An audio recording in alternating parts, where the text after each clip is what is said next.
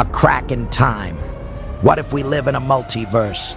In this world, etherium, discovered in the 19th century, is a powerful energy source at the heart of cities. What if Trump had founded an etherium empire in London in 1889? London Harbor, 1889. The night was shaken by a beam of blue light tearing across the sky. Through the crumbling clouds, a time machine made of rusty brass, spewing steam.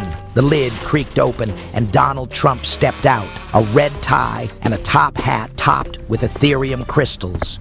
The moment he kicked the machine, the explosion ignited the etherium refinery in the harbor. Amidst the bricks, barrels, and screams that rose into the air, Trump pulled a shimmering gold hat out of his jacket. He grinned with that famous confidence in his eyes that even chaos can be sold. Now, the party begins. Act 1. In pursuit of the golden promise. In the heart of the city, under the dim lights of the Steam Cup Tavern, hijackers, inventors, and mechanical waiters had gathered. Tonight, they were expecting a revolutionary show. The door opened, and Donald Trump walked in, holding a golden hat that emitted a blue light. He threw it over the bar, and the etherium energy inside lit up the place. The crowd watched curiously. One scrawny inventor approached skeptically. Trump shouted, "This hat will trigger your inventiveness," and placed it on the man's head. Suddenly, the man's eyes turned blue.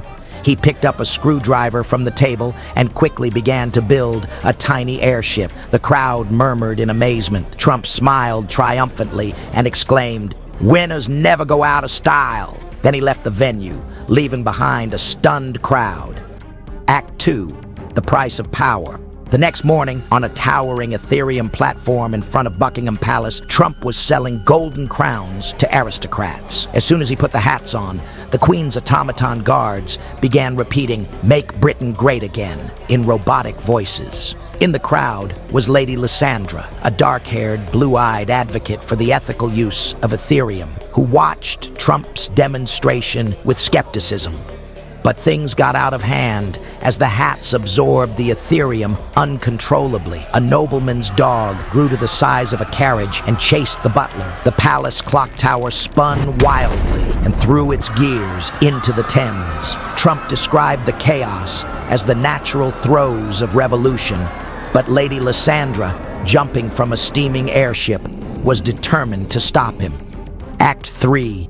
The secret at the core. Lady Lysandra shouted, "This city will fall because of your chaos." Lady Lysandra dragged Trump to the etherium core beneath London. This was the heartbeat of the city, a giant dome filled with blue energy, pulsating with rays shooting from the walls. Lysandra shouted that the hats were depleting the etherium, that the city was about to explode. In a typical move, Trump pulled a cable and directed the energy into the core. As everything shook, he threw his own hat into the core. With a burst of light, the reactor stabilized. The hats turned to dust, but in the rubble, a single golden hat continued to glow.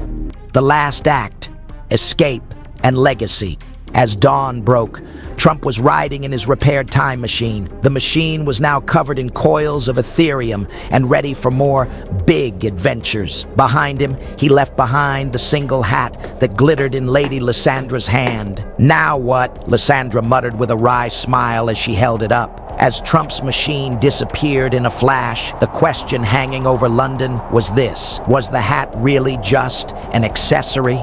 Epilogue. Towards a steam future. London has returned to normal with the rebalancing of etherium, at least for now. But the rumor on the streets is that a boy wearing a gold hat became a genius inventor overnight. Perhaps Trump's chaos had left behind an unexpected legacy. One thing is certain, Trump was preparing to buy history again at his next stop. If you were that boy inventor, would you trade